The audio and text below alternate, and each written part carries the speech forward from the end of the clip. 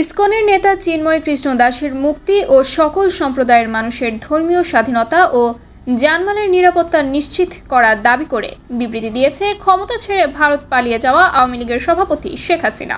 বৃহস্পতিবার ২৮ নভেম্বর বিকালে আওয়ামী লীগের ভেরিফাইড ফেসবুক পেজে দেওয়া এক পোস্টে এই তথ্য নিশ্চিত করা হয়।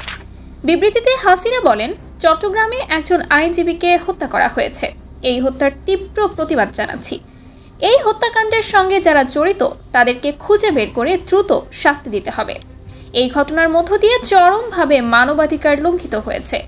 একজন আইনজীবী তার পেশাগত দায়িত্ব পালন করতে গিয়েছিল, আর তাকে এভাবে যারা পিটিয়ে হত্যা করেছে তারা সন্ত্রাসী। তারা যেই হোক না কেন, শাস্তি তাদের পেতেই হবে।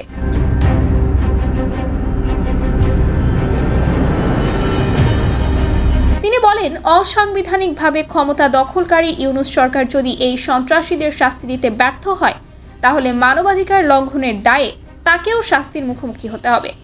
দেশবাসীর প্রতি আমি আহ্বান জানাচ্ছি, এই ধরনের সন্ত্রাস ও জঙ্গিবাদের বিরুদ্ধে সবাই ঐক্যবদ্ধভাবে রুখে দাঁড়ান। সাধারণ মানুষের জানমালের নিরাপত্তা নিশ্চিত করা জরুরি।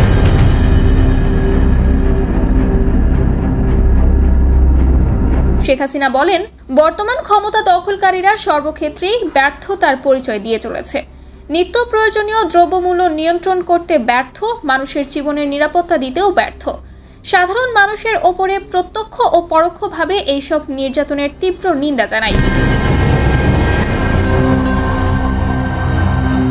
সনাতন ধর্মাবলম্বী সম্প্রদায়ের একজন শীর্ষ নেতাকে অন্যায়ভাবে গ্রেফতার করা হয়েছে।